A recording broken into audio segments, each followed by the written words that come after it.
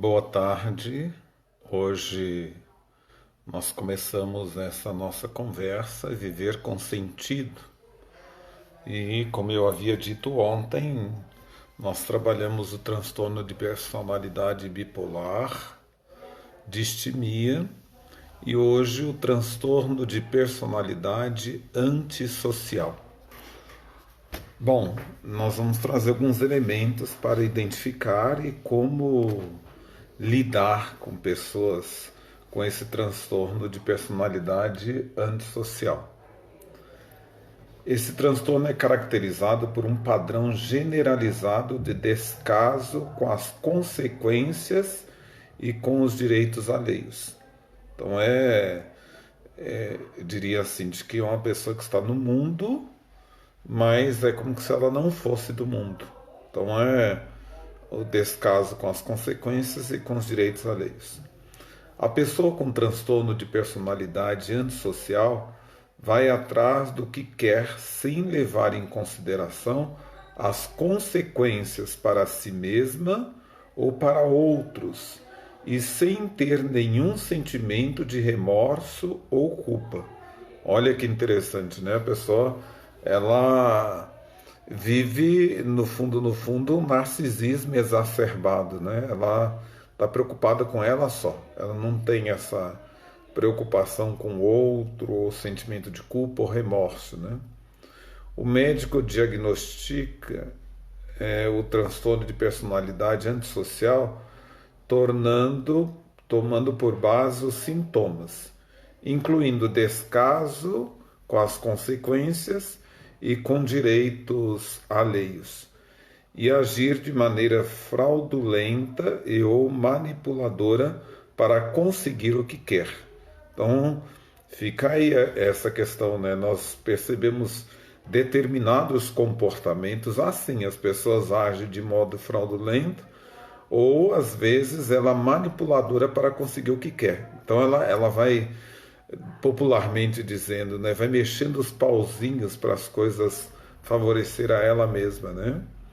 O transtorno de personalidade antissocial é difícil de ser tratado, mas terapia cognitiva comportamental e determinados medicamentos podem ajudar a reduzir o comportamento agressivo e compulsivo. Estímulo e resposta, né? Essa proposta da terapia cognitiva comportamental, né? A gente trabalha essa terapia num tempo da faculdade, pelo menos na minha época, a gente trabalha com sujeito experimental. Quem é o sujeito experimental? Alguns amigos meus diziam para a professora de comportamental, né, que é a Sandra, assim, olha, professora, a senhora me desculpe, falar que isso daqui é um sujeito experimental, isso daqui para mim é um rato branco. Então, nós ganhamos, cada grupo ganhou um sujeito comportamental, que é um rato branco. Nós colocamos dentro da caixa de Skinner e ali nós vamos ter que condicionar o comportamento do rato, do sujeito experimental. Então, ele está privado de água, né? Ele fica privado de água. Até que ele emita o comportamento de abaixar uma tramela, e começa a baixar a tramela, se dá uma gotinha de água. Estímulo e resposta, né? Então ele começa a emitir esse comportamento. Depois ele precisa passar por dentro de uma argola, baixar a tramela, passar por dentro da argola para poder ganhar o estímulo, né? Que é uma gota de água. Até o momento que ele passa pela argola, acende a luz, faz esses comportamentos todos, né? Nós dizemos de que essa daí é uma das experiências com relação à psicologia comportamental, né? Então se trabalha assim com essas pessoas, né? Estímulo e resposta. O transtorno de personalidade antissocial é difícil de ser tratado. Os transtornos de personalidade são padrões persistentes e generalizados no modo de pensar, perceber, reagir e se relacionar que causam sofrimento significativo à pessoa e ou prejudicam sua capacidade funcional. A pessoa com transtorno de personalidade antissocial comete atos ilegais, fraudulentos, exploradores e imprudentes para ganho ou prazer pessoal e sem sentir remorso. Eles podem justificar ou racionalizar seu comportamento. Por exemplo, achar que os perdedores merecem perder. Então a pessoa com esse transtorno, ela comete atos ilegais, fraudulentos e exploradores, né? E às vezes de maneira imprudente. Culpar a vítima por ser tola ou impotente, né? Por isso que ela merece perder. Ser indiferente aos efeitos exploradores e prejudiciais de suas ações sobre os outros. Descaso impiedoso em relação aos direitos e sentimentos alheios e à lei. Então a pessoa é eminentemente fria, né? O transtorno de personalidade antissocial ocorre em um pouco mais de 3% da população geral. Ele é 6 vezes mais frequente em homens. O transtorno ocorre com menos frequência em pessoas com idade mais avançada, sugerindo que a pessoa consegue menos frequência, consegue aprender a mudar seu comportamento com o passar do tempo. Com frequência, outros transtornos ocorrem concomitantemente. Essas doenças incluem um transtorno de uso de substância, então a questão da droga, dependência de remédio, um transtorno de controle de impulsos, transtorno do déficit de atenção com hiperatividade, transtorno de personalidade limítrofe. A maioria das pessoas com transtorno de personalidade antissocial também apresenta um transtorno de uso de substância e aproximadamente metade das pessoas com transtorno de uso de substância tem transtorno de personalidade antissocial. Então, as causas. Tanto fatores genéticos como ambientais, como problemas durante a infância, contribuem para o desenvolvimento do transtorno de personalidade antissocial. Esse transtorno é mais comum em parentes de primeiro grau, pais, irmãos e filhos, de pessoas com transtorno do que na população em geral.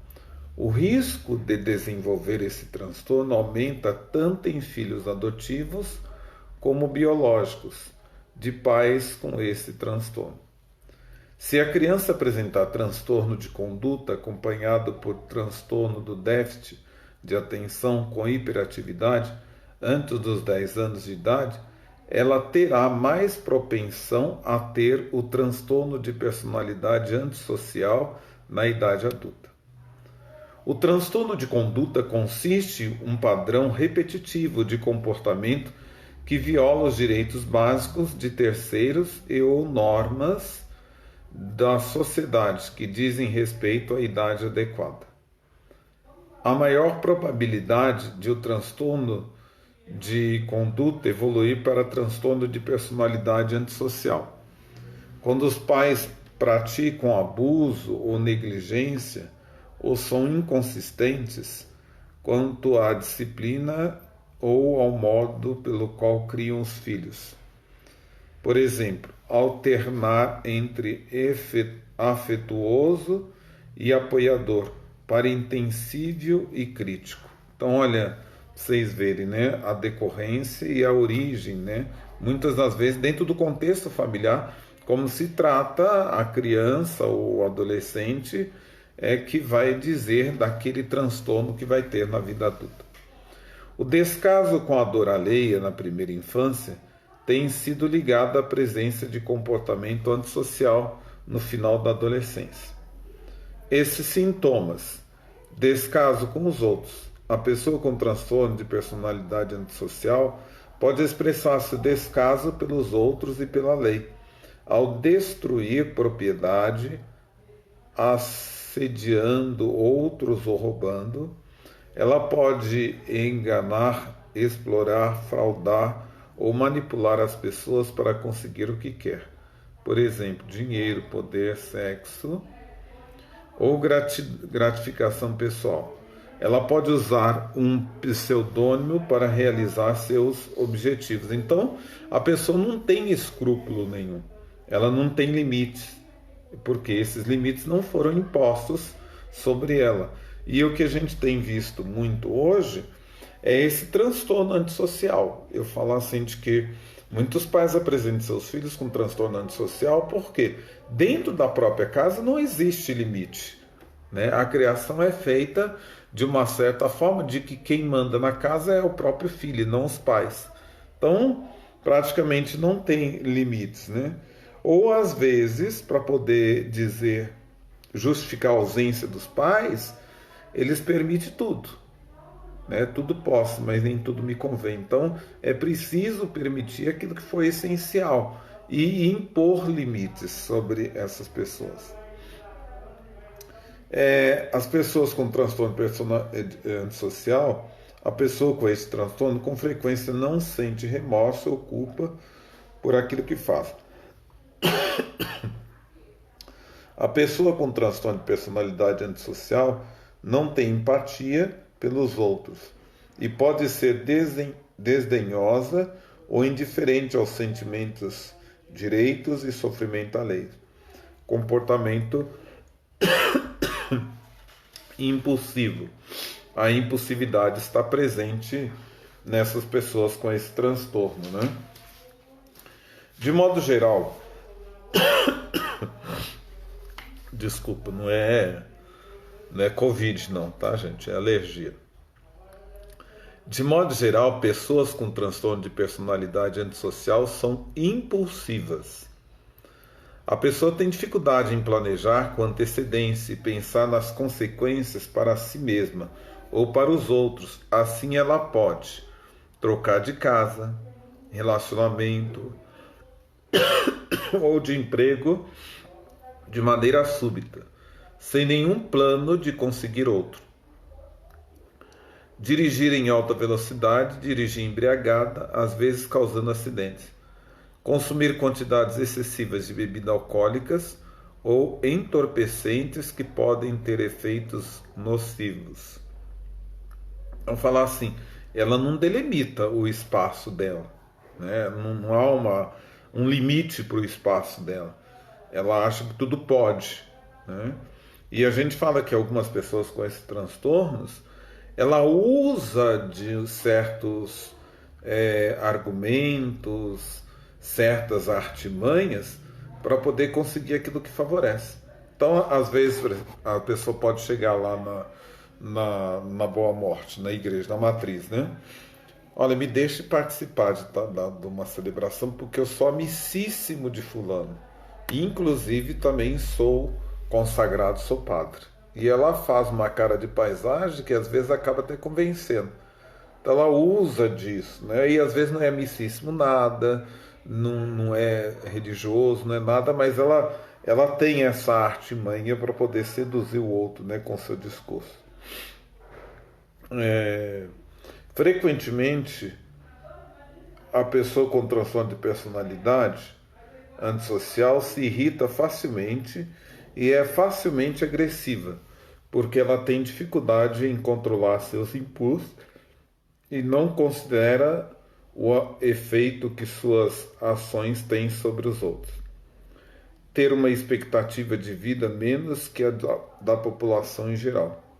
Irresponsabilidade. Frequentemente, a pessoa com transtorno de personalidade antissocial é social e financeiramente irresponsável. Assim, ela pode não procurar emprego quando há oportunidades disponíveis, não pagar contas ou empréstimos, não pagar pensão alimentícia. Outros sintomas. Essas pessoas tendem a ter uma opinião elevada de si mesmas e podem ser muito teimosas, autoconfiantes, ou arrogantes. Elas podem ser charmosas, persuasivas e convincentes em seus esforços para conseguir o que querem. Então, olha a artimanha, né? Elas têm a faca e o queijo na mão, são poderosas. O diagnóstico é a avaliação de um especialista com base em critérios específicos. Normalmente, o diagnóstico dos transtornos de personalidade, tomando por base os critérios do Manual Diagnóstico e Estatístico de Tratamentos de Transtornos Mentais. Quinta edição, publicada pela Associação Americana de Psiquiatria. Para que o médico diagnostique a pessoa com transtorno de personalidade antissocial, ela precisa persistentemente ter descaso pelos direitos dos outros, indicado por, ou no mínimo, 3 dos itens a seguir. Então, isso é fácil você perceber quando você está atendendo uma pessoa com essa dificuldade antissocial, né? E falar assim, olha, o que nos afeta muito hoje na comunidade, poderíamos dizer de que esse transtorno antissocial, por quê? Não nos permite conviver com os outros. Nós estamos tendo dificuldade de conviver com os outros. Descaso com a lei indicada a cometer rapidamente atos que são motivos de detenção. Ser enganador, indicado por mentir rapidamente, utilizar pseudônimos ou enganar os outros para ganho ou prazer pessoal. Agir impulsivamente e não planejar com antecedência. Irritar-se facilmente ou agir com agressividade, indicado por envolver-se constantemente em brigas físicas ou agredir a outros. Descaso imprudente em relação à própria segurança ou à segurança alheia. Agir consistentemente de forma responsável e irresponsável, indicado por largar o emprego sem planos para outros ou não pagar contas. Não sentir remorso, indicado pela indiferença ou justificação em agredir ou maltratar os outros. O transtorno de personalidade antissocial é diagnosticado apenas em pessoas com 18 anos ou mais. Então há aí, na verdade, um ponto de partida, né, de 18 anos ou mais. Tratamento. No caso de alguns sintomas, terapia cognitiva comportamental e determinados medicamentos, o transtorno de personalidade antissocial é muito difícil de tratar. Não há evidência de que qualquer tratamento específico resulte em melhora de longo prazo. Assim, o médico dá enfoque a um objetivo mais imediato, como evitar as consequências legais. Contudo, identificar e tratar crianças com transtorno de conduta, assim que possível, pode ajudar a amenizar os problemas sociais causados pelo transtorno de personalidade antissocial. Caso a agressividade e a impulsividade sejam problemas, é possível que a pessoa se beneficie de tratamento com terapia cognitiva. Medicamentos utilizados são para estabilizar o humor, ou determinados antidepressivos, denominados inibidores seletivos de recaptação da serotonina. Então, eu falo assim, olha, toda essa questão do transtorno de personalidade antissocial nos causa assim uma certa aversão, porque são pessoas difíceis, né? Elas não parecem não ter sentimentos, não, elas são extremamente racionais, né? Elas não têm uma emoção, parece que são frias, calculistas, né? Mas são pessoas que muitas das vezes usam essa frieza, esse calculismo como mecanismo de defesa. Eu não quero que o outro me veja, que eu seja exposto a essa questão da sociedade, então eu vou me camuflando. E aí vou vivendo a própria vida, né? Só que demonstra o seguinte: se por um lado eu tenho esse transtorno camuflado, bom, ninguém vai me cobrar, ninguém vai me embarrar de fazer determinadas coisas. Então eu começo por debaixo dos planos, fazer justamente o que eu acho que é melhor para mim mesmo. E aí cria um certo impasse. Então, sempre pensar o seguinte: o transtorno de personalidade antissocial diz realmente daquilo que nós estamos vivenciando no dia a dia, né?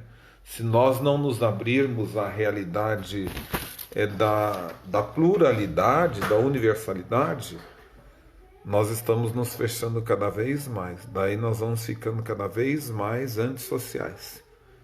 E aí nós vamos eleger determinados adoecimentos que favorecem essa questão que o texto havia falado, né? Às vezes um só sintoma, não, são vários decorrentes, né, que aparecem aí para dizer das nossas inseguranças.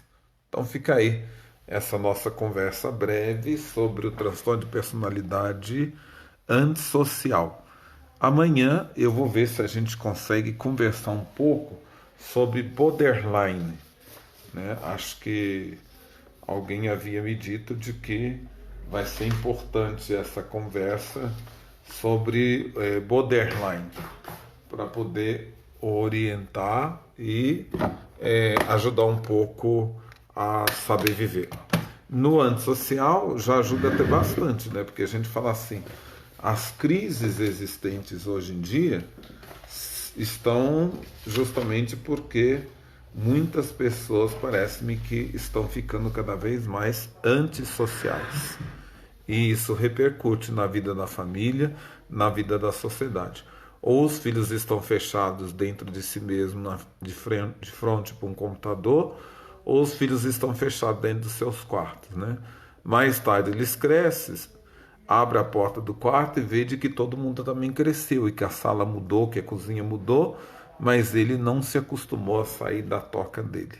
Aí, com maior razão, nós estamos ouvindo hoje nessa geração, né?